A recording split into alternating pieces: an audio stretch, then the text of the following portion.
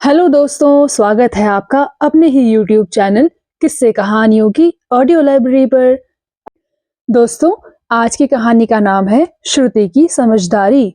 अच्छा, इससे पहले कि हम कहानी की ओर आगे बढ़ें, मेरी आपसे आशा है कि आपने अभी तक इस चैनल को सब्सक्राइब तो कर ही दिया होगा और अगर नहीं किया है तो अभी कर लीजिए। तो चलिए शुरू करते हैं आज की कहानी। श्रुति अपनी क्लास की एक मेधावी छात्रा थी। वह हमेशा प्रथम श्रेणी में उत्तीर्ण होती थी। उसके पिता पुलिस विभाग में एक अधिकारी थे। सरकारी आवास न मिल पाने के कारण वे शहर के एक छोर पर किराए के मकान में रहते थे। पास में ही एक झुग्गी झोपड़ी थी, जहां गरीबी में रह रहे कुछ एक परिवार किसी तरह से अपना जीवन यापन कर रहे थे। अधिकांश परिवार मजदूरी पर ही निर्भर थे। उनके पास आय का कोई निश्चित साधन नहीं था। कोई किराए पर रिक्शा चलाकर तो कोई ईंट गारा ढोकर 2 जून की रोटी का जुगाड़ कर रहा था। श्रुति रोज सुबह जब स्कूल की ड्रेस में सज धज कर स्कूल जाती तो झुग्गी झोपड़ी में रह रहे बच्चे उसे ललचाई नजरों से देखा करते थे। इसी झुग्गी झोपड़ी की एक औरत श्रुति के घर में झाड़ू पोछा एवं बर्तन साफ करने के लिए आती थी। उसकी एक छोटी 10 साल की बच्ची थी, अंजू। अंजू अक्सर ही अपनी माँ के साथ आ जाया करती थी। शुरू शुरू में तो वह काफी गंदी रहती थी, लेकिन फिर बार बार मम्मी के समझाने के कारण उसकी माँ उसे साफ सुथरा रखने लगी। श्रुति जब शाम को स्कूल से वापस लौट कर आती तो अंजू अक्सर ही आसपास खेल रही होती। धीरे धीरे वह श्रुति के साथ घुल मिल गई। अब दोनों साथ ही खेला करते थे। शुरू शुरू में तो श्रुति की मम्मी ने साथ खेलने के लिए मना किया, लेकिन जब अंजू साफ सुथरी रहने लगी तो फिर श्रुति की मम्मी ने बुरा नहीं माना। उसकी मम्मी ने सोचा कि चलो अच्छा ही है, श्रुति को खेलने के लिए एक साथिन तो मिल गई। एक दिन श्रुति ने खेल खेल में ही उससे पूछा, क्यों अंजू, तुम स्कूल क्यों नहीं जाती? क्या तुम्हारी इच्छा नहीं होती कि तुम भी पढ़ लिख कर खूब नाम कमाओ?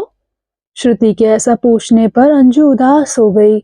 उसने उत्तर दिया, हमारे पास इतने पैसे ही नहीं है दीदी कि माँ बाप हमें स्कूल भेज सकें।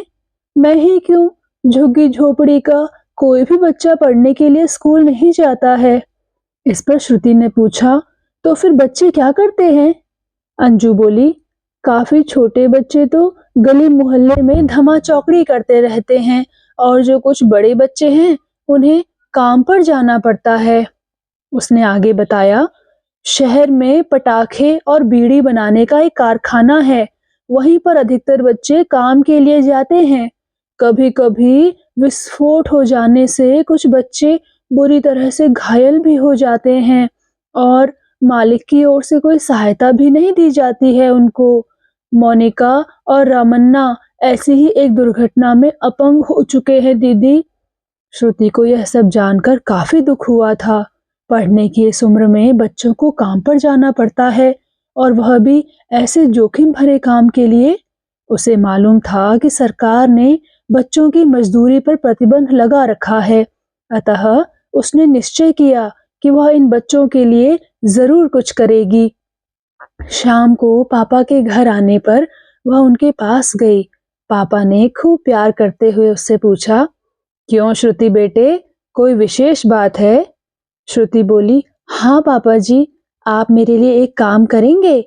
इस पर उसके पापा ने कहा, क्यों नहीं बेटे, मैं अपनी प्यारी बिटिया के लिए कुछ भी कर सकता हूँ।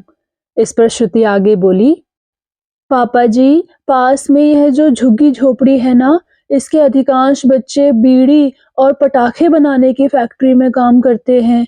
क्योंकि मजदूरी काफी कम देनी पड़ती है ना, इसलिए फैक्ट्री का मालिक केवल बच्चों को ही काम पर रखता है। इस पर पापा ने कहा, लेकिन बच्चों से काम लेना तो एक अपराध है। श्रुति बोली, हाँ पापा, मैं भी तो यही कहना चाहती हूँ। आप इन बच्चों के लिए कुछ करते क्यों नहीं? मेरी तरह उनकी भी तो खेलने और पढ़ने की उम्र है। श्रुति के पापा को अपनी बेटी की समझ पर गर्व हो आया। फैक्ट्री पर छापा मारकर उन्होंने उसके मालिक को गिरफ्तार कर लिया।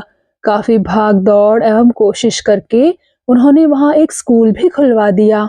झुग्गी झोपड़ी के सारे बच्चे अब खुशी खुशी पढ़ने के लिए स्कूल जाने लगे और इस तरह बाल मजदूरी जैसी कुप्रथा से उन प्यारे बच्चों को मुक्ति मिल गई। तो दोस्तों, कैसी लगी आपको ये कहानी और श्रुति की पहल? कृपया कमेंट सेक्शन में आकर जरूर लिखकर बताइएगा। मैं मिलूंगी आपसे ऐसे ही किसी और कहानी के साथ। तब तक के लिए धन्यवाद।